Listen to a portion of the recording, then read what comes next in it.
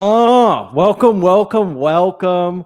I have the one and only Andrew Cooper, Fiasco Cooper. I was telling him before the show starts, this is the Justin Timberlake of fantasy football, like a quadruple threat. He can't sing, dance, and act, but he can write some articles, podcasts, anything that you need in the fantasy space. You're an absolute powerhouse. Really happy to have you on the show today, man. How are you? Thanks for having me, dude. Justin Timberlake of fantasy football. Now this is being recorded, obviously, so I'm gonna have to clip that, send it to my wife because she seems to think that I'm just kind of a loser that talks into a microphone and wears sweatpants. But Justin Timberlake of fantasy football. I mean, come on. Hilarious, bro. So, before we get into the football stuff, I brought you on today. We're gonna talk through. You're the tight end guy, right? Like that's kind of you do a lot of really great work in all domains, but like I think you kind of coin yourself as like a tight end specialist, and so I love. The whole purpose of this show is bringing in people who kind of have a focus in a certain area. So we're going to talk through tight end position in depth today. And I actually recently put out like 32 team rankings of tight end rooms in detail on my X page at Fantasy Picasso. So if you guys want to go check that out, we will be kind of walking through some of those rankings today and talking through where my rankings match up with Andrew's, where there's discrepancies. But before we get into all of that, I got to ask, your X handle is Coop A Fiasco. That is a nod to one of my favorite lyricists, Lupe. What is your favorite Lupe song of all time? Yeah, I mean, dude, for me, it's got to be. He's got so many great ones, but it's got to be "Hip Hop Saved My Life" because Yeah, that's one of the few ones where, and again, Lupe's not for everybody because he doesn't dumb it down, right? He gets real in there with the lyrics, but the average person, if they listen to that, they might think this is like dumb. They hear him saying like "stack that cheese," but if right. you really listen, he's actually kind of like talking about how hard the struggle is and how some of the people taking a certain approach are stupid and kind of how his approach did save his life. So definitely check that one out. Read the lyrics while you're checking that out. But that he's got some great ones, man. But maybe not all his songs are for the radio. You know what I mean? Some of them are, but he's definitely doing things at a different level. Yeah, that's like a story rap too, a bit. You Right. know what I mean? He's kind of telling a story throughout that song. I really like that one. As I was preparing for this show, I was listening to an old Tap Piff mixtape of his Enemy of the State. And that one's like good. He's got some samples over like Yeah, yeah. Say Something. Um, and I The- think, oh, those are so great. Those old mixtapes. And the thing is, that era is like gone. But like there was a period where and there's now a rap show, but people didn't really care about the commercialization of everything. So they would just rap over other people's beats and other people's yep. samples, knowing that they could never put it out on an album and do anything. Like Lil Wayne has like a million songs that he could never actually make money off, like in a big way, because it's just like stealing a Mike Jones beat, right? Right. So like, but now in the era of Spotify, where you can't put that stuff on Spotify, nobody's doing that. And it really is a shame because that was like such a great era where it's like, oh man, this one guy came out with this great beat, but his song's not that good. Let's see who can actually make the best song on this beat, right? Get Those are 20 different people, listen to that, 20 different versions, and see who yeah. has the best. Joel Santana's always on it somewhere, right? Like Cameron, like it just he somehow weasels his way into every mixtape, you know. Like that was the time, dude. That They're was like, the dude, you've rapped over this beat like 8 times. Stop. time. He like forgets where he did it already, and he says the same thing on someone else's version, like or like like who is the producer Timbaland? He would Yeah. just be like, he would come out with one version of a song, and then like version 8, there's like 20 different people on it, like Papoose and all these people. Like that was my era of rap music, and I miss it. I miss it. Well, I love it, dude. And then last question, non-football related. You told me the Mission Impossible movie you went to see was pretty damn good, and you said you have a hot Mission Impossible take for the audience. Maybe not too hot for my Mission Impossible ball knowers out there, right? Because here's the thing, it's always compared to James Bond. And I'm willing to say that James Bond's got the most rings, right? But there are also some bad James Bond movies. So you can put it however you want. In football, maybe you say James Bond is Tom Brady. Maybe you say James Bond is like more of like a LeBron James. But with Mission Impossible, there's no bad movies. They're all top tier movies. The one before last, the second to last one of my favorite movies all time, got like a 98 on Rotten Tomatoes. Mission Impossible is kind of like the Joe Montana or even Michael Jordan, where every time he hits, Mission Impossible never lost. Ethan Hunt never lost, just like Joe Montana. Maybe he didn't have as many, but there's some bad James Bond movies. There are no bad Mission Impossible movies. So I'm putting it up on a pedestal, man. And I love it. People hold those arguments. They say, hey, you know what? Michael Jordan went to the finals, never lost. LeBron James lost a bunch of finals. Hey, you know what? James Bond lost a bunch of finals.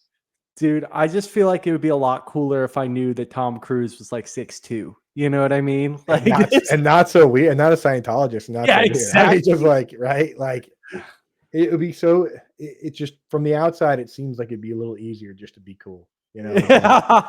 But he's so good. He's such a good actor. I think maybe that's part of it. Maybe he's like he spends his whole life acting, like even off screen. That's why he's so good at acting on screen. But he doesn't miss.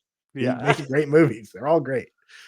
Well, I love it. I'm gonna have to brush up on them because it's been like I was telling you. I was like, man, that's Mission Impossible. Just like is like a 2000s decade to me. Like when I think of that, they really they own that decade. But yeah, apparently they're still hitting heavy. Everybody start at the beginning, dude. Start at the beginning and work your way all the way up. You're in for a treat because the last two movies are great.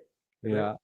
Well, cool, man. So getting into what people care about more than our rap and movie takes is, talking through our football takes. And, I had to ask this question just to open things up. Why are you the tight end guy? So here's how it started. I got a gig over at Fantasy Alarm. I actually started writing baseball. And then one of their guys left. He got like a dream job working for Taylor. He was working at Dick's Sporting Goods, got a dream job working for TaylorMade. And they were like, you can take this job. You have to move by the end of the month. They were like, move across country to take this job. So he bounced and they were like, you're going to pick up some football work. Right. And we were doing assignments for the draft guide and they assigned me running back. But I've been working on this big tight end project for like a long time. So I actually took the spreadsheet and I was sent it to Howard Bender. Everyone called him the tight end whisperer at the time. He was a tight end whisperer to me. So I sent it to him and I said, take this spreadsheet and use it. It's going to help you. And he turned around and was like, dude, you're doing tight ends this year. He's like, this is incredible. You're doing tight ends. And I was like, well, what are you going to do? He goes, well, what were you going to do? I was like, running backs? He goes, I'm doing the running backs. He goes, you do the tight ends. And we were kind of looking at some things that not everybody was looking at, things like snaps at wide receiver, both, splitting it into slot versus out wide. We were looking at pass block rate and how that translated from small sample sizes to big sample sizes, and how you could find out who was going to be a pass catching versus pass blocking tight end before we got there, right? And using those things early on, we were hitting on my first few years. We hit on Mark Andrews, and when he blew up like crazy because of his Nick Boyle basically being an inline pass blocker and Mark Andrews kind of skewing towards that pass catching role. We hit on Darren Waller as a converted wide receiver. We hit on Logan Thomas. Once, he was tight end 26 through the first 6 weeks, but all the underlying metrics about his, where he was lining up and his snap share and his target share, I was like, get this guy in every league, drop Dallas Goedert, drop whoever you got to drop. And after we did that for a couple of years using all those metrics, people were just like, hey, you know what? This is where I'm going to get my tight end stuff. And, we developed the yin and yang tight end philosophy, which is kind of like a tight end. It's not a pairing system because we don't want to have two tight ends making tough decisions every week. It's more of a way to find the breakout tight ends without losing too many games, right? Like you can't start if Logan Thomas is tight end 26 through 6 weeks. You probably lost all 6 of those weeks. So you got to find a way to get access to these guys. How do you get Trey McBride his breakout year without losing all those weeks where he was behind Zach Ertz? So, we continue to evolve to stay on top of that game. I rank every position I do, believe it or not out there, folks, all my leagues aren't just tight end leagues. So I do everything, but we always make sure we're on top of the tight end stuff because people have come to trust us for that. And we're never going to stop. I love it, dude. I love some of your breakdown into like how you're looking at some of those leading indicators, right? And some of those data points that you can lean into before the production kind of reaches the surface. So with that said, throw me back a little bit, like either current, past, or present favorite tight end of all time. So my personal favorite, I gotta separate So I got 3 categories actually on this. My personal favorite as a fan is Ben Coates. That was a guy I grew up with as a Patriots fan. Okay. He was when he retired, he was like top 5 in every tight end stat. Right. And in my opinion, kind of got robbed by the time period that he could have easily gotten in the Hall of Fame, but once he didn't at that point, and other guys like Tony Gonzalez and stuff started racking up more and more stats, he kind of fell to the wayside. In fantasy football, my all-time guy is Evan Engram. He was just a guy that we trusted, we believed in, we hated what the Giants were doing. They were doing it completely wrong, and he ended up being the dude. And then my for like just real life football, I think personally that that George Kittle is making a lot of arguments to be like the purest, best two-way tight end of all time. Yeah. Where it's still Gronk, and I'm a Patriots fan, but if Kittle continues to do what he's doing, he just got an extension. He's getting up to the point where he's probably going to be surpassing Gronk in that category for me. So I'll hold out hope for Rob Gronkowski. Always got to root for your hometown team, but like Kittle he's incredible. And he's probably the dude in the league, maybe Jamal Williams, but probably the dude in the league that I'd most want to have a beer with because he just seems like a fun dude. Such a bro, dude. Such Not a even bro. funny, Yeah. dude. Yeah, I would love to hang out with George Kittle. Seems like a good ass time, and like just a warrior on the football field. Like the way he plays the game, he just does it the right way, you know. Let me ask you, if you 2 questions then for you. Your favorite tight end all time, right back at you, and what NFL player would you want to have a beer with? Okay, so just first name that comes to mind, and it's like it's kind of rough because they're not going to be on any all-decade team or anything like that. But like when I realized you could be kind of like a hybrid tight end and more of a receiver role and a guy that you could trust in the red zone, Julius Thomas, Denver Broncos, huge Broncos fan growing up. Dude had like 13 touchdowns on like 50 catches that one year, and then like got a huge contract for the Jags and never did shit after that. Was 2013 was that year. That moment and him, like, dude, every time they threw him the ball, I'm like, something good's about to happen. And now it's just like that feeling as a fan. You can't beat it. And then, who would I have a beer with? Dude, that's tough. I almost want to say like Alvin Kamara, just because he's like got a little gangster in him and stuff. Yeah. And like, you know, the septum piercing and the grills, and like maybe there's a little bit more than a beer getting passed around in that circle. You know what I mean? I worry with Kamara because I've thought extensively about all this. Though my concern with Kamara is I've seen like interviews with him and read interviews with him, and he's so specific, not only about like how small of a crew he is with, but like he's oddly specific about the things he eats. Like he only likes certain things. And I just worry with guys like that. I always just worry, like, what if this guy doesn't like me? You know what I mean? Like right from he seems like the kind of guy that will decide if he likes you right away or not. And that the ceiling is very high, but the floor is low. Yeah. You know what I mean? Whereas I think Kittle, even if he didn't like me, he would just pretend like he would just pull the bro thing and be like, yeah, cool, dude. Yeah. Kamara too. I don't know if you've heard this. Like, I'm a big Currency fan. That's another hip hop artist, and from New Orleans. He bought Alvin Kamara like a $50K gold chain and gave it to him. So that would be my rapport to like break the ice, is be like, hey, I know I don't look like typically who'd be in your small circle, but like I can name almost every Currency song ever known. And, like, I thought you said you were going to buy him a $50K gold chain. I'm like, no. I mean, that would probably work. Currency's the one he spills it with the dollar sign. Yeah. Okay, I know what you're talking about. So rewind with me just a second, because you said fantasy wise, favorite tight end like of all time almost is Evan Engram. And I mean, again, I just told you I'm a huge Broncos fan, and I was excited about the signing. Like, I think it could be a really good target for Bo Nix. Like, I personally, as a Broncos fan, like think our offense is not that sexy. Like, we get it done, right? But like the weapons last year were like, you know, Javonte Williams at running back did not get me excited. Cortland Sutton as your primary receiver is not like something to jump up and down about, right? So like, I've always thought of our offense as kind of like bleh, But then we get this guy who like could actually be a joker in that Sean Payton offense. And so I'm excited about him. I think the price has mostly leveled out where like he's probably I'd probably still a little bit higher on him than consensus. But where are you at with Evan Engram in Denver? Do you think he's a good target this year, or do you think he could let some people down?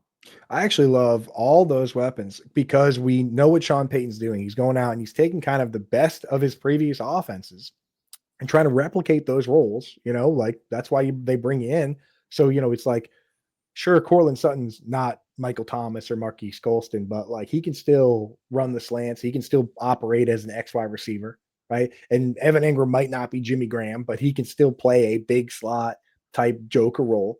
And they're betting that RJ Harvey can come in and potentially operate that Alvin Kamara joker role. And he's a very smart guy, converted quarterback, super athletic. They move Kamara all of the formation to the point where, as a rookie, even with Mark Engram being RB7 in fantasy, Alvin Kamara was RB3, right? Because they just moved him around all over the place. And I think sometimes we overestimate how many fantasy relevant assets one team can have because it's so rare to have a team get three players that all have 100 plus targets, right? Last year, if you go to Pro Football Focus, no team did it. The year before that, no team did it. The last time it happened was 2022, and there's an asterisk on that because TJ Hawkinson got traded to the Vikings mid-season. So he might not have had, Adam Thielen might not have had 100 targets. And the thing is, people will go to different sites because different sites, like I like Pro Football Focus because they get rid of obvious throwaways. I think at Player Profiler, you guys do some of that as well. Like you can find other sites that are like, oh, wait a second, these three guys got 100 targets, all three of them. But how often is the third guy fantasy relevant? Last year, if you take all the teams and take the third pass catcher on all the teams in terms of targets, again, I'm looking at Pro Football Focus, the guys that tied for the most fantasy points as the third target on their team was Rashad Bateman, who was wide receiver 40, and Sam Laporta, who had, by all accounts, a disappointing year and was like tight end 9. Yeah. And if you're in a 10 or a 12 team league and your tight end is tight end 9, all that means is you have one of the worst tight ends in your league, right? Like you want a top 5, 6 guy on the team. So for me, we're looking for those guys that can be top targets on the team. The rare occasion where we do get 3 guys all the same team having 100 targets, it often involves a running back. The Saints with Kamara, the Commanders with Logan Thomas, Terry McLaurin, and J.D. McKissick. I could see a year where the top 3 target earners are Sutton, Engram, and R.J. Harvey, and all 3 of them are awesome for fantasy. So I'm actually kind of keying in on the Broncos, and I like Bo Nix too. So there are certain teams that I think are flying under the radar a bit. I like the Broncos are definitely one. Yeah, I like it. I think to your point, that's kind of how I have it boiled down as like Ingram's going to be either the number 1 or number 2 target in that offense. I again, for some reason, like I should like the guy more, Cortland Sutton, and then like be like, he proved it last year, like he can go out, he'll be the top target earner, no doubt. But like, there's just part of me who I'm waiting to see a little more juice in the offense and someone who kind of pops off the screen a little more. Like Sutton makes some great catches, but a lot of time they're in tight space and contested. And it's like, I just see Engram getting wide open a lot of times underneath, because he's a much quicker player than a lot of the linebackers that he's matching up against. So the highlight reel that Cortland Sutton put together in 2023 is underrated because that team was obviously not nearly as good passing the football, but he made some crazy catches. Like he earned every one of those catches. And, some of these guys do live on that and not so much on separation, like DeAndre Hopkins.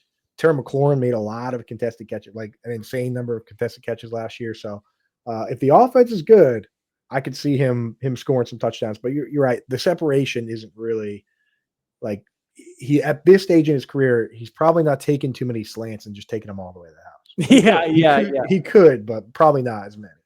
Dude, rest in peace, Demaryius Thomas. That game against the Steelers where he took a slant 80 yards to the house with Tim Tebow throwing it.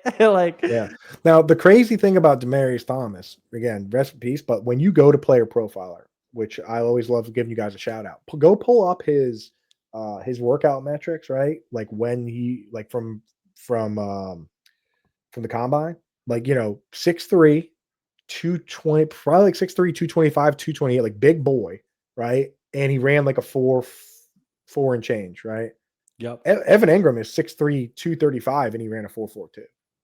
Like these, when you take Evan Engram, just his raw workouts from when he was, and again, he's older now, but his raw workouts from when he was at the combine, it doesn't look like any tight ends. It looks more like Demaryius Thomas. It looks like Andre Johnson. Like this guy, if he can recapture some of that athleticism and speed, and George Kittle is still ripping off big plays. He ran a 4.52. Evan Engram ran a 4.42. So like real possibility they just spend a lot of time splitting him out wide and have him hit those quick ones, and maybe he can break them off. So very, very interesting team.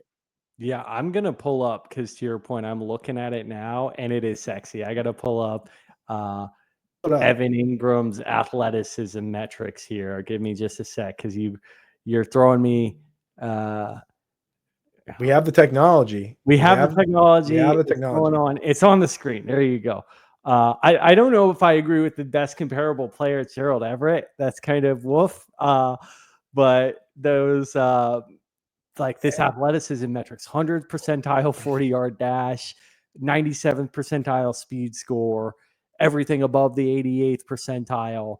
Well, that's the problem with the comparables is that it's going to classify him as a tight end, but Gerald Everett ran like a 4.6. Yeah. You know what I mean? Like they're comparing them because they're both 6'3", 235. But Everett, 4.62. Still not bad athleticism. No, I'm spending a lot of time still looking an at athletic cat for tight end. Pull up Demaryius Thomas. But so remember, Evan Engram, 6'3", 235, and he ran a 4.42. So the one caveat I will give here is they have him at a 4.43. I know he did not run at the combine, and we usually add 0.05 of course. just to kind of like, because we know the pro days aren't as good. So he technically ran a 4.38 at his pro day. And I think he's one of those guys, like one of the few, if you watch his highlights, he is every bit of a 4.38 guy. Like we add that 0.05 there. But I think Demaryius Thomas had 4.3 speed when he was playing. So that's the only caveat. But yeah, 4.38. So I mean, even then though, 4.3, what's 4.38 versus 4.42? Is that a mega difference? And we've seen Evan Engram have in his career multiple 50, 60-yard plays. It's been a little bit, but that could be back under Sean Payton here. So I'm very excited to see it. Well, awesome. I'm glad that I asked, and it's good to hear someone bullish on the Broncos. Let's get a little like deeper into your tight end rooms, and who do you think is maybe the biggest under the radar tight end for 2025? Yeah. So just from a 2025 like redraft perspective, from where I'm seeing guys go, I mean, it depends how deep you want to go, but I feel like we're going to get to enough guys today. I'll just say like for kind of surface level options outside of the top 12, I feel like Hunter Henry has a pretty good chance to be a top 2 target on his team. Last year, he had 97 targets, which was good for 6th. The one thing that Henry doesn't really have blazing speed, but the one thing that he does really well is he's very good versus man-to-man. That's one of the metrics that, it's very hard to touchdowns can be fluky, but one of the keys to red zone proficiency has been man-to-man, just because when you get down in that red area, it's all lockdown coverage. It's one-on-one. And Henry's actually been very good in the red area, and that's a big part of it, his man-to-man ability. And if this Patriots team takes a step forward, which, I mean, all indications are they will. They won 4 games last year, but your Denver Broncos, you go to a site like MGM Sportsbook, they got them at 9.5 wins, right? Over under. And I would even potentially be willing to bet the over on that. Yeah. That same sportsbook has the Patriots at 8.5. So we got to kind of stop looking at this whole idea that like, okay, the Patriots are terrible. Like we're drafting Bo Nix way before Drake May because the Patriots are terrible and the Broncos are awesome. They're a playoff team. When when you really go and look at it, the books are telling us that it's not as big a difference as you might think. Right. And for the people out there, I always encourage people to think this way because there's so much negativity out there. Everybody on the Twitter sphere being like, this guy sucks, this guy's washed. If you believe that Stephon Diggs is washed and you don't like Mac Hollins and you don't like Jalen Polk and Demario Douglas, And Kyle Williams is a 3rd-round pick. So in what everyone said was a weak draft class. Like, if you don't like those players, don't go out and be like, oh, these guys all stink. Find out where the ball is going to go. It could very well be that Hunter Henry gets a very similar number of targets this year, 100 targets or so.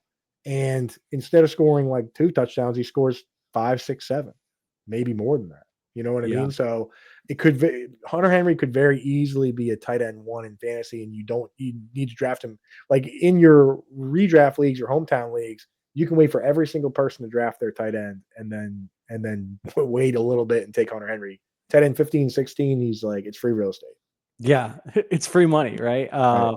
Yeah, no, I absolutely love that call out.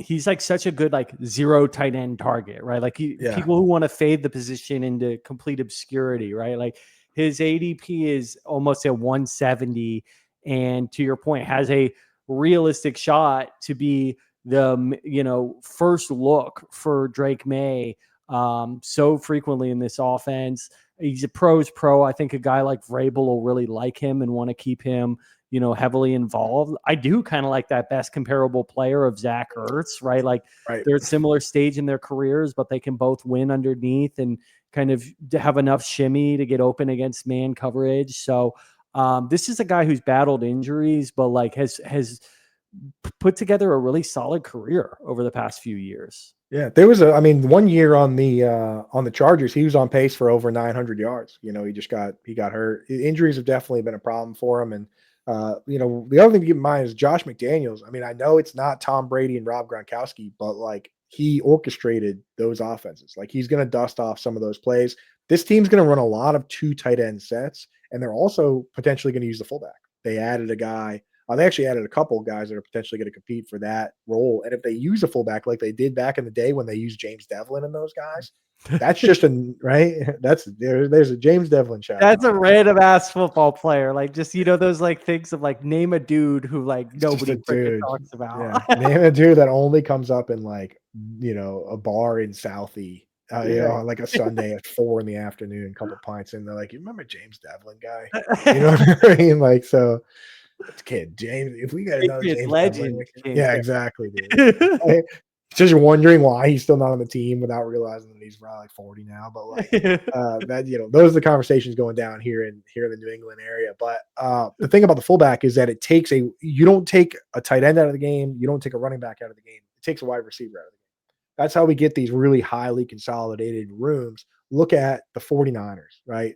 It's 2 wide receivers, a tight end, a running back, and then they always heavily use the fullback, who's Kyle Juszczyk plays at times like 40, 50% of the snaps. And then they use a blocking tight end. It was Charlie Warner, and then it was Luke Farrell. And then it was Eric Saubert. This year they paid Luke Farrell like $15 million guaranteed. He's going to play a ton. So we're looking for those teams. The fewer wide receivers out there, the more likely it is that the tight end is going to get the ball. So yeah. Well, this has been great, dude. We're about halfway through. After this, we are going to talk through rookie tight ends and a little bit deeper into our tight end room rankings. So don't go anywhere. It is a damn shame we only get to do a handful of rookie drafts every season. After doing all this rookie analysis, you want more bites at the apple. And that's why we have the Fast Draft Origins tournament. You draft 6 rookies, the top 4 into your lineup. It's best ball style, and it's just $5 to win a $5,000 first prize. So if you're passionate about Taj Brooks or RJ Harvey, get on Fast Draft and use your favorite creator's code to get a $50 deposit match. A $50 deposit match to go make thousands of dollars drafting the rookies that you know and love. So Andrew and I have been talking with Matt Kelly, the CEO of Player Profiler and Fast Draft. We've been telling him we need a all tight end format. You said 10 rounds, 10 teams. I think 6 rounds, 10 teams is actually could be realistic. So never say never. So let's talk a little bit about this rookie class. I mean, I thought it was a good one, like a deep one, right? Like I love Colson Loveland. Tyler Warren was obviously very productive last year. In the second round, you got guys like Mason Taylor, Terrence Ferguson, Elijah Arroyo. And it kind of continues to stay interesting even in the later rounds with guys like I liked Gunnar Helm. Like he injured himself at the combine. I think that just kind of changed everybody's perception of him because his athleticism like was so bad. But I mean, this guy led a Texas team in receptions that had Matthew Golden, Isaiah Bond, Jaden Blue. Like he was the number one pass catching option for Quinn Ewers. And so anyways, it's deep is my point. So talk to me a little bit more, favorite rookie tight end in this class. And I guess I'll also kind of preface that with like kind of at cost and like, right. Based on where they got drafted and you think was like, they're going to outperform expectations kind of thing. Yeah, we had some kind of golden opportunities to create another, you could say a Brock Bowers, Sam Laporta, Kyle Pitts type situation where you have a very good tight end going to the perfect spot. And I mean, Kyle Pitts wasn't even perfect until Julio Jones got traded. Then all of a sudden it became a spot where you could have 1,000 yards, if a team if Evan Engram didn't go to the Broncos and they drafted Colson Loveland or Tyler Warner, it would have been incredible. If the Chargers did that, it would have been great, but the Chargers did not do that. The early opportunity probably goes to Mason Taylor. The problem with Mason Taylor, and I'll also throw this out for your guy, Gunnar Helm, is that they have to be used differently than they were in college. And I know that Gunnar Helm did end up with decent production, but a lot of that was kind of like if you go in and look at the numbers and also watch, it was a lot of play action. It was a lot of operation versus zone. It was also a lot of going down the seam because they had the speedsters on the outside. And it wasn't a lot of, success versus man-to-man. And both players, Mason Taylor and Gunnar Helm, played a huge chunk of their snaps in line rather than playing wide receiver. And they also blocked on a big number of pass plays, double-digit percent of those. So, but the thing is, teams take guys and use them differently than they were in college all the time. Like Rashee Rice was a guy that played on one side of the field in college and was a vertical field stretcher. And the Chiefs brought him in and they move him all over the place. They throw him screens, totally different. So you never know what these teams are going to do. You got to give them the benefit of the doubt. But Mason Taylor has great opportunity right now. I just like with Taylor, I don't love his profile the way I do guys like Terrence Ferguson and Elijah Arroyo. Like Elijah Arroyo is a mystery box because he got hurt and we saw limited snaps from him. But, as Theo Greminger, previous player profiler guy that also, comes on these shows all the time, he always points out that he had an on-field speed that was like, well over 20 miles an hour. So we know the guy that, you know what I mean? Like he can do it. He couldn't do it at the combine or his pro day because he's been hurt and that's really scary. But that's another team that's going to use the fullback.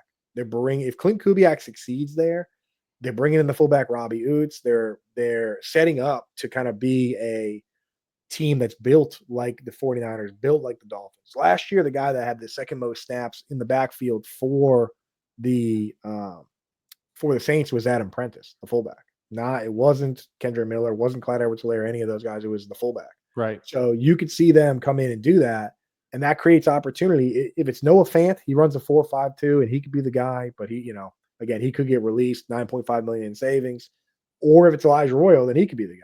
And there's opportunity there. And again, the people that say, oh, Cooper Kupp is washed, what are you doing about it? Could be a tight end situation because we saw it. We've seen it with George Kittle for years where he's good. And then anytime a wide receiver gets hurt, he's great. And we saw it last year with Johnny Smith where Jalen Waddle was not right. Tyreek Hill had the wrist and Johnny Smith runs a 4.5 and he had his best year ever. Like that could be Noah Fant. That could be Elijah Arroyo.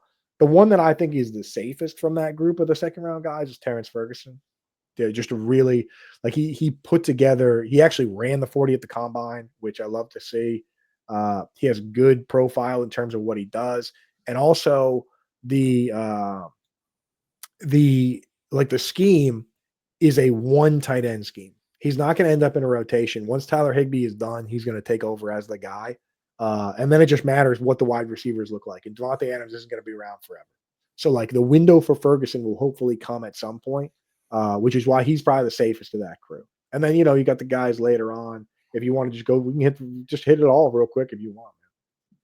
Oh yeah, sure. I'll stop on Ferg for a sec, just because I do think he's super interesting. Like I brought on Jax Falcone from the Undroppables to do recently, like his anatomy of a top dynasty asset. Like it's both, he does them all for quarterbacks, running backs, wide receivers, tight ends. And when he did tight ends, the anatomy of a top 6 dynasty tight end, one of the common data points he pulled, 2 of them were over 6.5 yards after contact per reception, and a career best season in college of over 14 yards per reception. And so when you mention guys like Mason Taylor, even Gunnar Helm, like they don't really sniff those numbers. Terrence Ferguson led all tight ends in yards after contact per reception last year, over 7. So he hits a lot of those thresholds. He checks the athleticism boxes, as you can see on the screen. And then, dude, whenever you go to a Sean McVay offense where he's like super psyched to draft you and has a vision, like I just think about when he picked up Puka Nacua and he's talking Les Snead's ear off about how excited he is.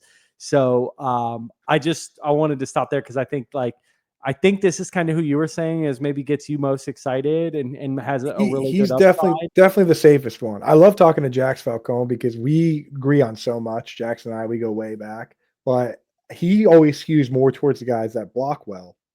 And I skew towards more the guys that are more wide receiver types. And we both get in trouble on the opposite ends of the spectrum because of that. Sometimes he'll like guys that block better than I do, and they end up being blocking guys. Sometimes I like these like slot guys like Kylan Granson and these guys that end up being nothing. So if you just took all rankings and found that overlap in the middle, that's just where all the good tight ends probably live. And you make such a good point on the Rams and Les Snead, because we do this all the time with GMs we don't like. Like for years, what was the deal with the Patriots? And if they drafted a wide receiver, we would all just say no. Right? Like we thought they were bad at drafting wide receivers, and we've had teams that we don't like their running back. Like, Kyle Shanahan will say, oh, well, he'll draft a running back, but he'll be willing to go with the cheaper running back over Trey Sermon for Elijah Mitchell, whatever. You know what I mean? Like we have those thoughts, like the bad thoughts, but why don't we lean more into the good thoughts? Like, why don't we look at this Les Snead, not just him, but his whole group? Like they're fine. He found, as you pointed out, they found Cooper Kupp in the 3rd. They found Puka Nacua in the 5th. They found Kyron Williams deep there. You know what I mean? It's like, why don't we lean into these guys that are good? And then when Brad Holmes, his top scout, leaves and goes to a new team, he finds Amon-Ra St. Brown, and he's the back-to-back GM of the year. So if we like these guys in their thought process, why aren't we leaning heavily into a guy like James Gladstone? I was waiting for came it. from the same tree and went to the Jaguars. And he knows what he needs for the scheme. Him and Liam Cohen know exactly what they need, so they're not afraid to basically tell Christian Kirk and Evan Engram that they're cut. And then, Christian Kirk got picked up via trade, but they already announced he was released. Like, they're not afraid to build the offense they want. So, like, if we're going to dislike certain GMs like Mickey Loomis and Jerry Jones, then we should lean into these guys that have a new process that is fantastic, and we should lean into the guys they like. So that is a plus for me for Terrence Ferguson. And it does scare me a little bit for the GMs I don't like, which may be controversial. I'm actually not a Ryan Poles fan at all with the Bears. I think he's made a lot. I mean, like, just real quick, without getting too deep into it, I mean, like, how hard is it to trade the 1st overall pick? It's the easiest asset to trade. Dude, but he got a haul. Like, okay. Well, that's not his. He just asked everyone in the league, what will you give us for the top asset? And he just took the best deal. He didn't do anything special. Yeah, that's fair. But I mean, still, that is one hell of a trade. No, but okay. But here's the thing. The other part of it is that it wasn't the 1st overall pick. It was the Panthers pick, and they face planted. So he actually stuck with Justin Fields, and he probably should have ended up with pick like 9 and 10 because they were terrible and got pick 9. Like, he just got lucky that he didn't do anything special to get Caleb Williams. I just hope everyone knows that. On top of that, people always applaud the Montez Sweat trade, right? Oh my God, they took Montez Sweat, 2nd round pick. It turns out in hindsight that a bunch of teams offered a 2nd round pick.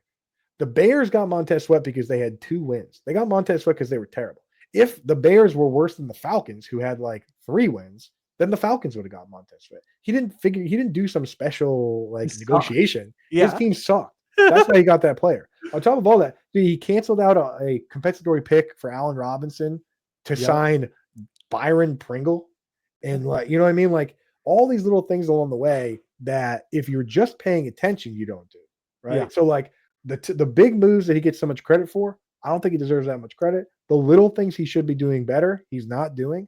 And when that guy goes out and like starts doing things like this, I just have to remind people that if things go bad, there's only 3 heads at the top of the beast that you can cut off.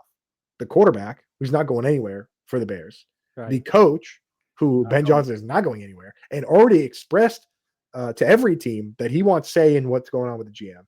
Like Ryan Poles is closer to the chopping block than people think. If things go bad for the Bears this year and possibly next year, that dude's getting fired. And I will say, yeah, of course. That's so funny, dude. Bears I fans love. don't like that. I actually, this is the first time I've really gone into it. I Like, was gonna say, I love like letting you up on your podium and I just will, like dude. talk your shit, bro. I'll kill him, dude. Yeah. So that I've really never gone through all that stuff. I have it like written down for an article at some point. I probably should just put it into an article. But like, people don't like when you say stuff like that because people like Ryan Poles. But I'm just like, he drafted Velus Jones Jr. He traded for Chase Claypool. I mean, like, What are we what has doing? this guy done? Like, what exactly has this guy done that has everyone liking this guy? I You have no guys idea. He's not heard it. Ryan Pace, I guess. You guys heard it here first. The 2025 Fantasy Article of the Year has been born. Yeah, let's get it up there. I'll get in big trouble. I'll post it. I'll get banned from the Bears subreddit tomorrow. I'm not scared. Well, cool, man. So one other guy I want to talk through is Gunnar Helm because you kind of pooped on him a little bit there, rightly so, right? But you also tweeted a few days ago, like, what if Cam Ward loves Chig as much as he loved Elijah Arroyo? So I kind of saw it as like, man, Chig's kind of like been around. He hasn't blown the doors off yet. Like, they draft a rookie tight end, like this guy's going to be competing with him for a role early on. Like that's sort of how I looked at it.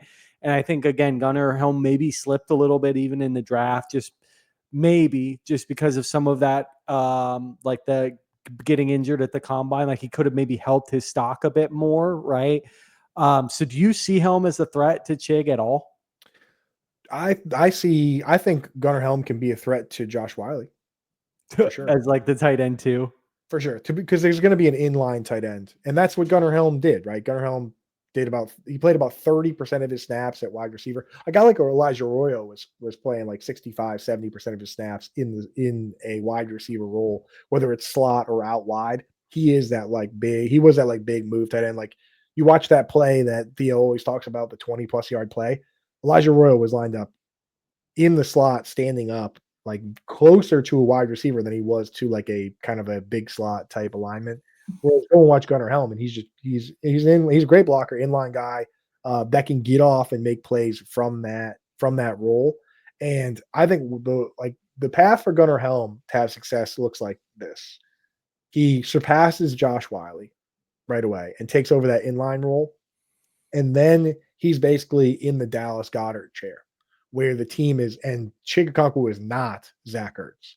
So the team is basically, Zach Ertz held on for so long because he was a Philly legend and because he was very productive. Because he's still good.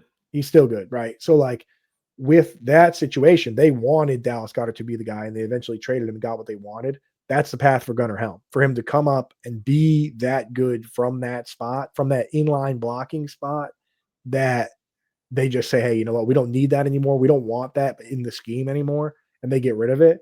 And it could happen very quickly. Just like you suggest, like it could literally be like a Tucker Kraft, Luke Musgrave situation where Tucker Kraft is a much better blocker and turns out just as good of a pass catcher. Just he comes from a different spot. He plays from inline. So if they come out this year and it's Calvin Ridley and Tyler Lockett, and they decide they want a wide receiver in that slot role, but Gunnar Helm is just great at the inline tight end, then they have no need for Chig. So that's the path. That's the quickest path. But I just think Chig Okonkwo is the kind of guy that, he runs crazy athletic, 4.52. There's only 3 tight ends in the league that have multiple 40+ yard plays in the same season. It's Kittle, Kyle Pitts, and Chig Okonkwo. You know what I mean? Like, he was multiple terrible throws from Ryan Tannehill away from having even more. Like, there's just a brutal missed flea flicker and all these plays. Yep. But it really depends. If they look at this team and they want an inline blocking tight end, that's not Chig.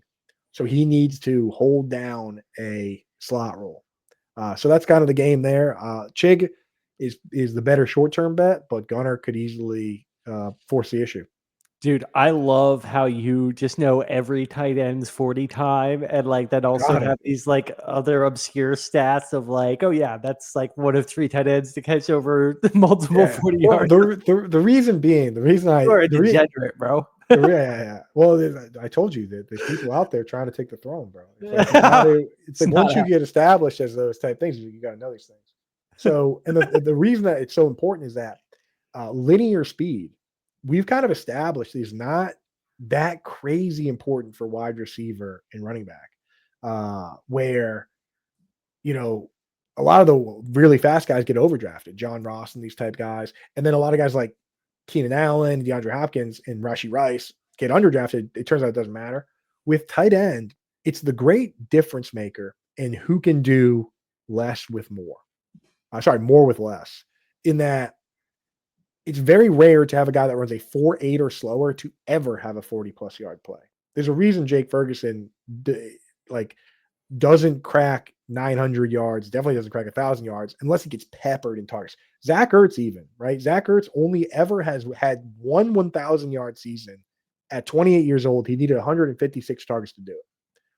The guys that can do it on fewer targets are the faster guys. George Kittle blocks on a bunch of pass plays, over 10% of pass plays in every year in his career. He runs fewer routes than everybody else because of that. But because he can rip off these big chunk plays, he has 18 plays in his career of 40 or more yards. Wow.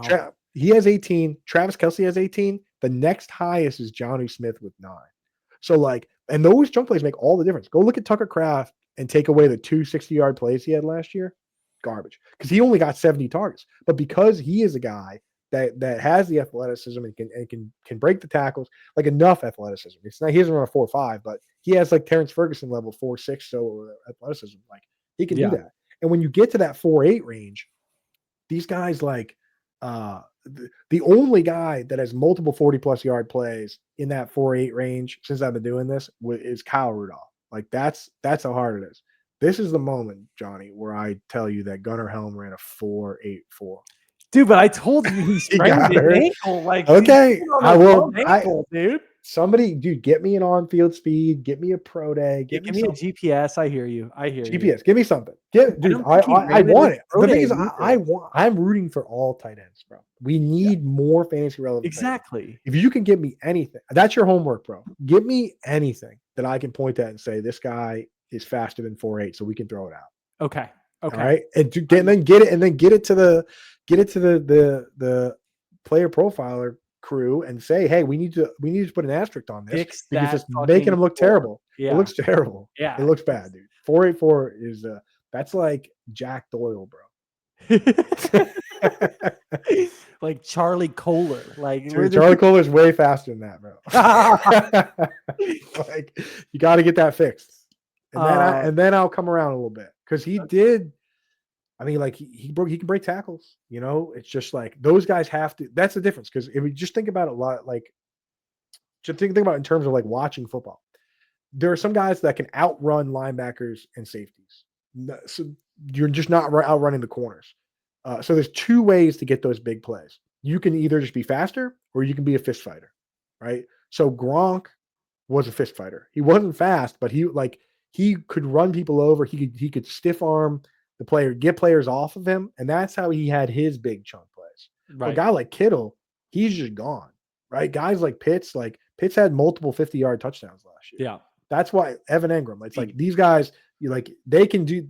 Kittle can fist fight you, and you're not catching him once he gets away. I was going to say he could do both. Kraft is almost a little bit of both, right? Like his plays were a combination of shaking people off him. Right.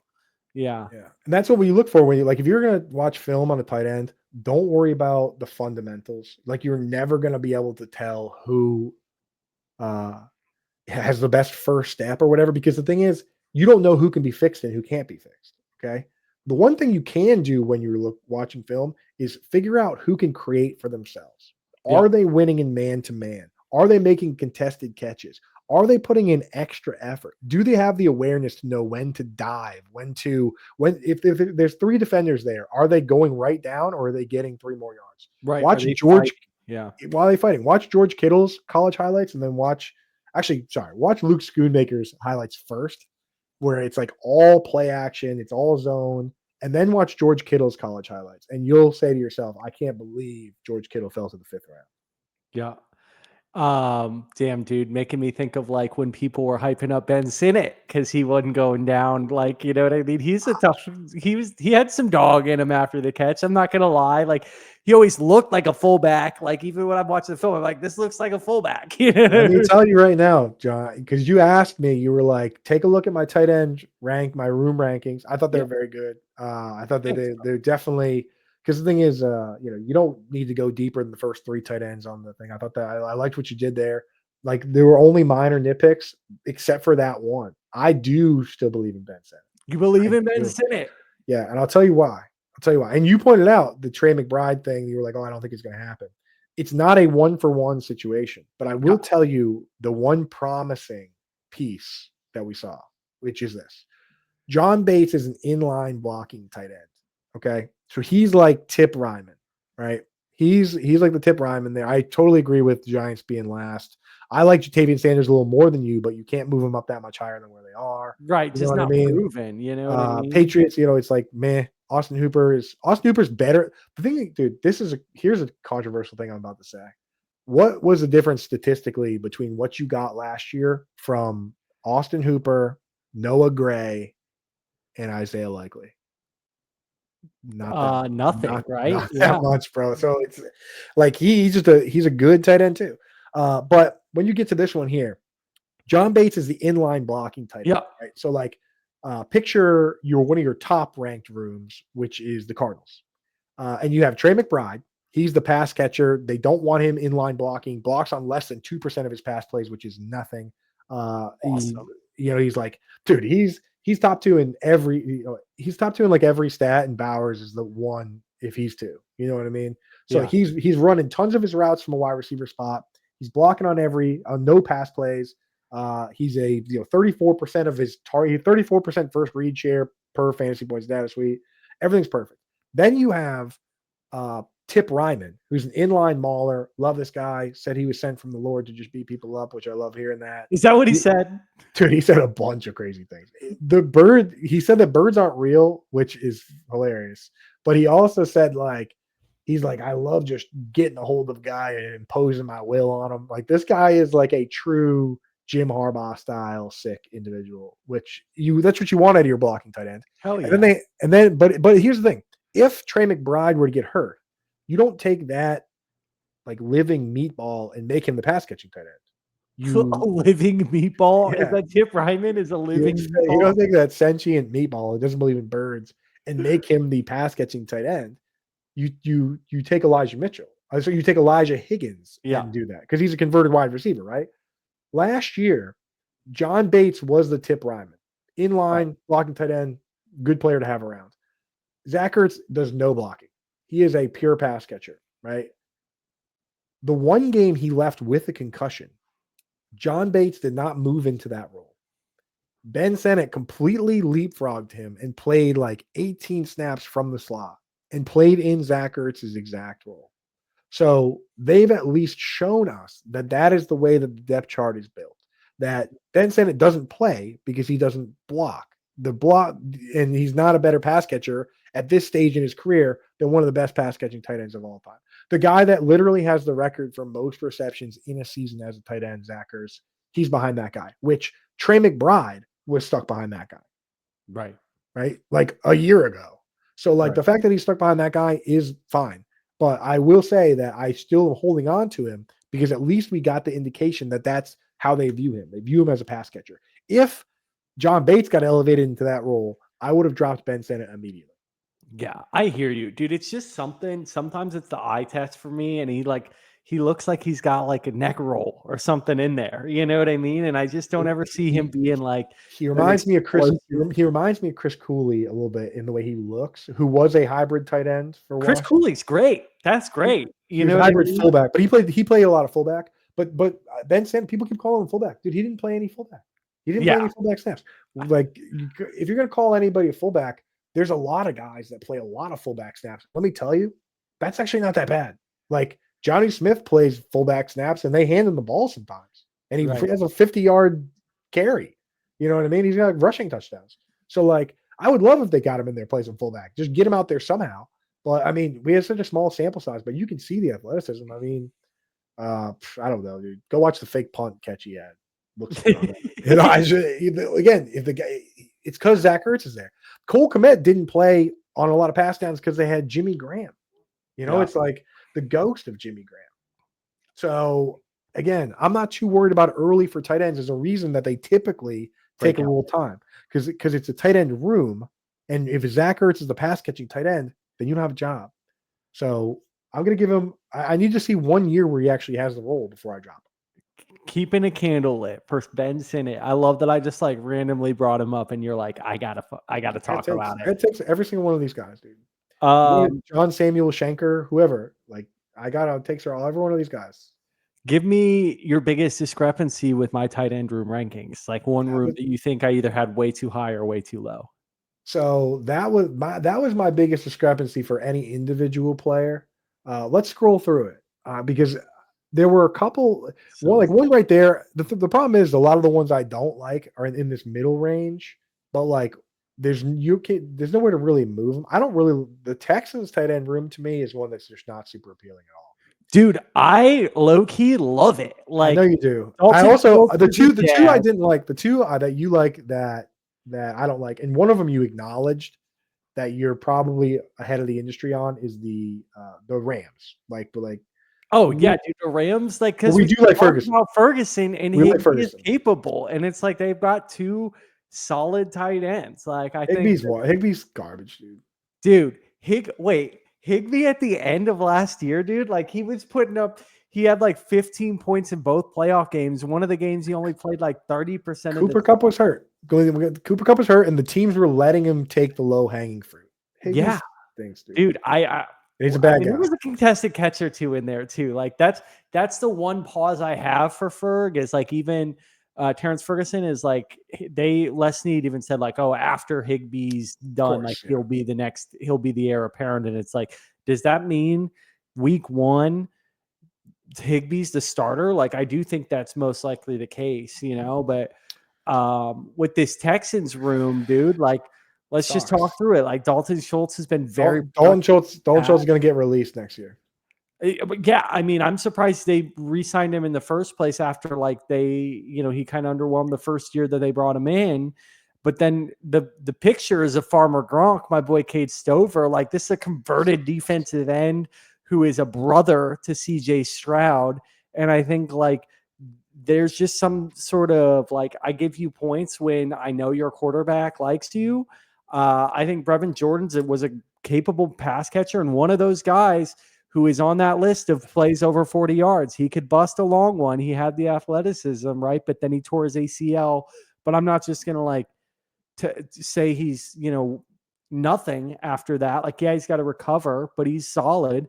And then, dude, whenever you layer it in with an Iowa tight end, like, I don't care if you were a fifth string tight end. Luke Lachey was supposed to be the guy. He dealt with a couple injuries at Iowa, but like overall, this room is kind of fun to me where I'm like, maybe one of these guys like does something here in the next few years and kind of replaces Dalton Schultz, No, those guys stink, dude. Dalton Schultz, would you rather have Dalton Schultz or would you rather have $11.5 million?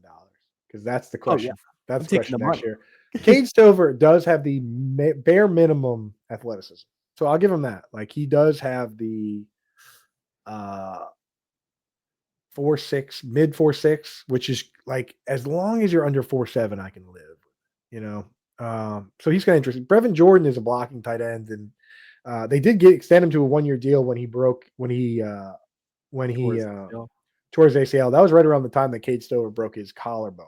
So they were like, they maybe a little bit of a panic going on there. Luke Lachey has a great name, and he's from Iowa, so you really can't argue with that. You know what I mean? There really is no argument. Irv Smith, obviously, is the one that got away. That never quite happened. The one that got away. Yeah, never quite happened for Irv. It doesn't really happen for Alabama or LSU tight ends, I've noticed. Or Ohio State once, to be honest. But so Cade. Tractor But Cave. Iowa tight ends, dude. Iowa tight ends. Like, Yeah, I know. I hear you. I agree. But I'm just saying, it's hard to get really excited. I also think you're a little bit low on the Jets, maybe. I had them way low, right? Like, right. Because of Mason Taylor, I think there's excitement for Mason Taylor. yeah, 29. Woof. Yeah. Yeah. I stand by it. I still stand on business. Like, Stone Smart's my boy, dude. Yeah, I mean, it's hard to rank him too much higher than there, but Mason Taylor, I mean, like, he's very athletic. Obviously, if your dad's Zach Thomas, his dad's Jason Taylor and his uncle is Zach Thomas. So, like, that's about as good of a pedigree as you're ever gonna have, right? yeah. I love Stone Smart, dude. I'll never stop caping up for my guy Stone Smart, dude. Shout out to the gang.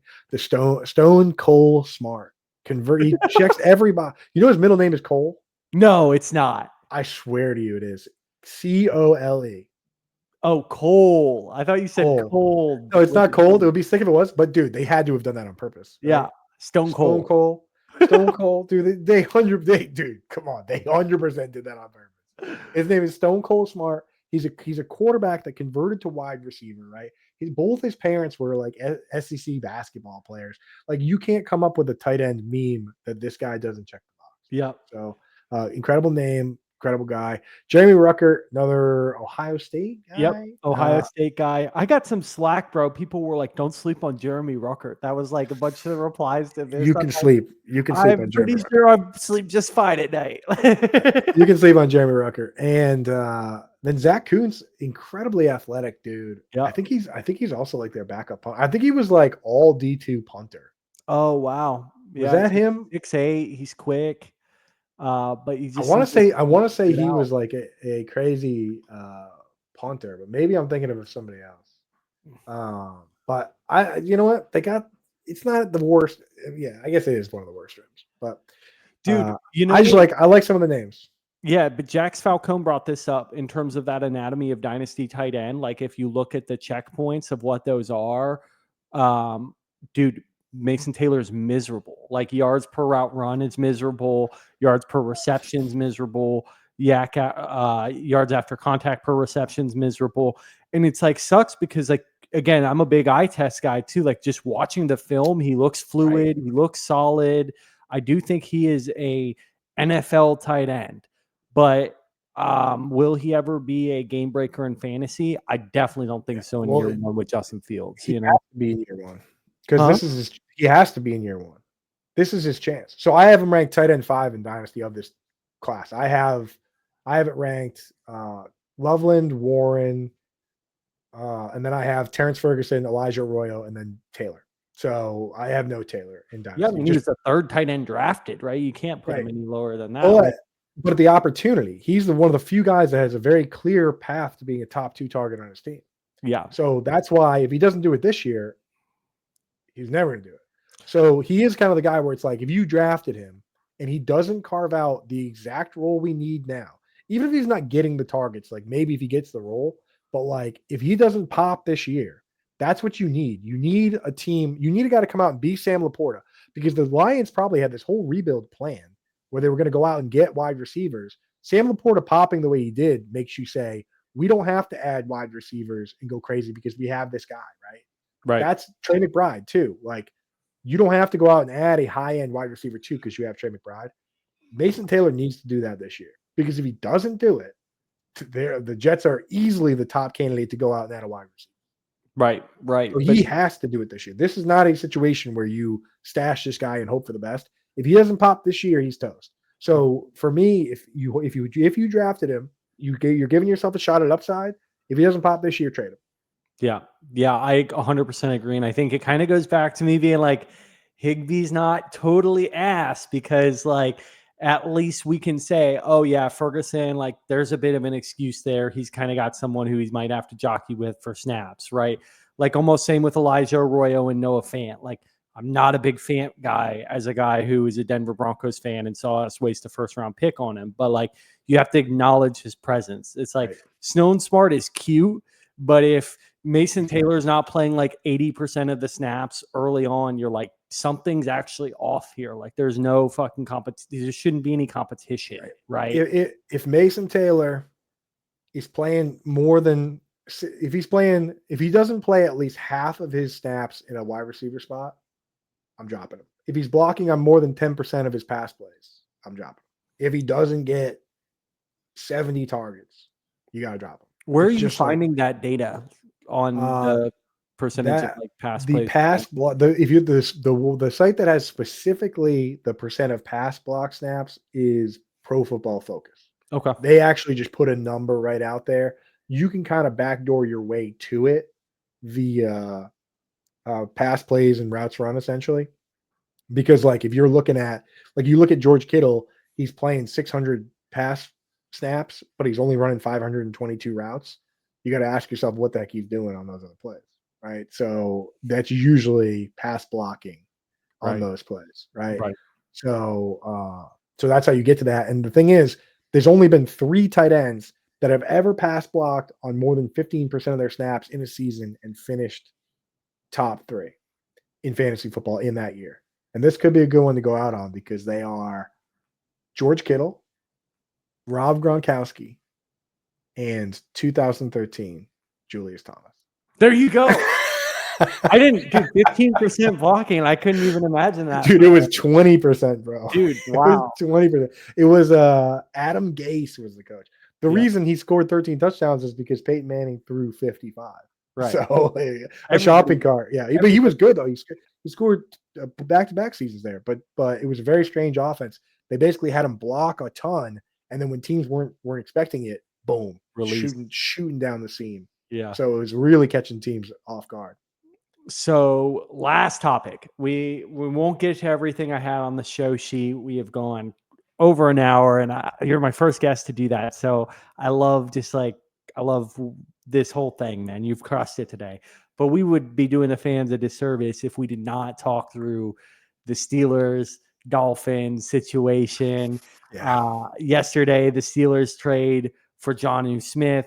They paid Pat Freiermuth a ton of money to be the guy, and now like that situation just seems gross. And now, just today, just an hour ago, right before we started the show, the Dolphins signed Darren Waller out of retirement, who said he was done playing football after he was like being sent up the middle to block for Saquon Barkley. So talk to me a little bit. Like, go on a spiel here. Talk to me about if you're targeting anybody in the Steelers offense.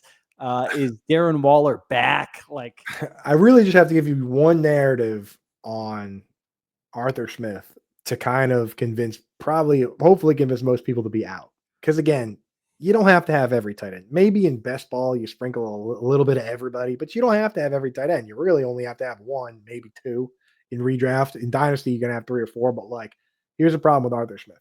And you run into this a lot with former tight end coaches, is they get very hands-on and very particular about their tight end rooms. Shane Waldron, former tight end coach for the Rams, historically has always split his tight end rooms, right? With Arthur Smith, going back last year with the Steelers as the OC, with the Falcons as the head coach, with the Titans as the offensive coordinator, and with the Titans as their tight end coach. That's going back 7 years. No tight end on his team has played more than 75% of the snaps on the season. Not Delaney Walker, not Kyle Pitts, not Pat Freiermuth, not Jonnu Smith on the Titans, not Jonnu Smith on the Falcons. So in what world do we look at this room with 10 tight ends, right? And Pat Freiermuth, Jonnu Smith, Darnell Washington, Connor Hayward, JJ Galbraith, all these, whoever wants to stop by. They had Donald Parham too, but he got hurt. Yeah. Like the most likely outcome is that it looks like it did with the Falcons or with the Titans, where you got one wide receiver that's playing like 80% of the snaps. Drake London played 81%. That's going to be DK Metcalf. And then everybody else is rotating. On that 2023 Falcons team, the next highest wide receiver in terms of snap percentage was Kadero Washington at 32%, dude. So just disgusting. So I'm not interested in any. I basically, if you want to draft anyone, draft DK Metcalf. I'm staying away from the rest of them. I think they're just going to rotate these guys around. Last year, both Freiermuth and Jonnu Smith played about 70% of their snaps at wide receiver. Jonnu played a little more fully out wide, and Freiermuth played a little more slot, but it's just going to be a big rotational mess. And Jonnu Smith knows that because he never played a full role on the Titans or the Falcons. He's just now part of that tight end room, and I'm just not interested. If one of them gets hurt, then maybe we see something. But like with the Falcons, it was like Pitts played like 64%, Jonnu played 58%, and Michael Pruitt played like 32%. Right. He'll just go to his tight end 3 if the first guy gets hurt. Dude, Arthur Smith is such a gross human being. Yeah. The theory is so simple. He basically just built the offense he had in 2023 because he convinced them this offense works, but Desmond Ridder sucks. Yeah. And they won 7 games with Desmond Ridder, so he's got a pretty good argument. He's like, we'll just build that same offense. It's going to work against the 2 high safeties. We're going to run everybody into the ground. Anyone that brings out a small cornerback, we're going to run into the ground. Anybody that's sitting back trying to play a shell, we're going to run them over with a bunch of tight ends and fullbacks and stuff. And it's probably going to be fine, but it's not going to be good for fantasy. Yeah. It'll be good for Caleb Johnson. So Darren Waller, man. I mean, they're like, I'll pull all these stats. I'll do this stuff. I am incapable of being unbiased with certain players. Darren Waller, I mean, like, dude, last season on the Giants, in only 12 games, he got 74 targets. Just saying. The problem you run into, and again, the Dolphins, so I mentioned Jonnu Smith playing out wide. When you talk about like not just slot, because a lot of tight ends play slot, but snaps fully out wide. Jonnu Smith ran the second most routes from a fully out wide spot behind only Travis Kelce, more than Brock Bowers. Yeah, ran 120 routes as basically a split end. The problem you run into is that Jonnu probably doesn't do what he did if Waddle doesn't get banged up, if Tyreek doesn't hurt his wrist. So Waller still is potentially the 3rd target on the team, and Devon Achane ran a ton of routes from the slot, 2nd most wide receiver routes the running backs had since David Johnson in 2016. And he had 87 targets, something like that. Wasn't 80? It was like 80. It was 80 60 catches, or something like that. Yeah. He had like 80 something targets. So like Waller's kind of in a tough spot, but like in best ball, you almost have to do a little. Take a shot at the upside, right? Yeah. And if you're like, if you're sitting there in Dynasty and you're competing to win now, but no one will trade you like a pure top 5-6 guy, and if you have like a Hunter Henry or Zach Ertz, and you're planning to start, definitely take a flyer on any sort of upside possible. And this guy, he's got upside, man. Yeah, I think like the one thing I'll leave with is, you see him complaining about having to do that blocking work and being the reason he knew he wanted to retire. And I think like he probably had a very candid conversation with Mike McDaniel, like, all right, I'm going to play. I'll live in Florida. Like I'm playing freaking wide receiver. You know what I mean? Like I'm a tight end, but that's what I want to do. I want to catch passes. I'm curious, he's been out of the NFL, like the shape he'll be in. And if he's still got the juice that he like kind of made a living off of, but it's definitely frisky. It's definitely fun. This has been a fun off season. And dude, thank you again for joining the show today and talking through where your mind's at with just the tight end landscape as a whole. Of course, man. I love it, dude. I love talking this stuff. That's why, anytime you have me on for tight ends on the show, put on the show sheet like 3 things, bro. Yeah. We'll find the rest of them because I never once, with Matt Kelly, we end up going 3 hours or whatever. So never once have I gotten through a tight end show sheet. I should have warned you up front. When I see 7 things on a show sheet, someone says 45 minutes, I'm like, yeah, LOL. That's not happening. That's obviously not happening. So before we cut out, tell the people anything where they can find you, anything you want them to know. Yeah, so I'm on right now on SiriusXM every Thursday and Friday. Our show's every night, 6 to 8 p.m. Eastern time. I'm on every Thursday and Friday. I'll be on Sunday mornings as well during the season. All my stuff is at Fantasy Alarm. All my articles and our draft guide's out now that has. So when I talk about this stuff, it's because I've researched it all in depth. The full ultimate tight end guide is within the draft guide. If you just get a copy of the draft guide, you get all that stuff. The first article just covering like the top 8 tight ends is 8,000 words. Graphs, charts, GIFs. I always try and throw some jokes in there to make it a little more fun for people. Because Dude, you're a otherwise, great writer, bro. Appreciate that. So definitely get a copy of that. It's actually on a discount right now going through the 4th of July. USA 25 gets 25% off. So get your Fantasy Alarm Draft Guide now. It has my full yin and yang tight end rankings. And again, I know some people, all my rankings are in there. I know some people just want the tight end ones, but when you buy the draft guide, you get all the content, all our stuff, all the rankings for every position. And at least you'll have the tight end position figured out, but the rest of it's all in there too. And we put a lot of work into it. So check that out now. Awesome, man. Well, thank you for joining today. If you like the show, give it a like, leave a comment for any questions you got for Andrew and I. We'll try and get those answered for you. And make sure you subscribe, because we are going to be bringing awesome guests like Andrew on this show and to this page going forward. So thanks for watching, everyone. Good luck in your fantasy league.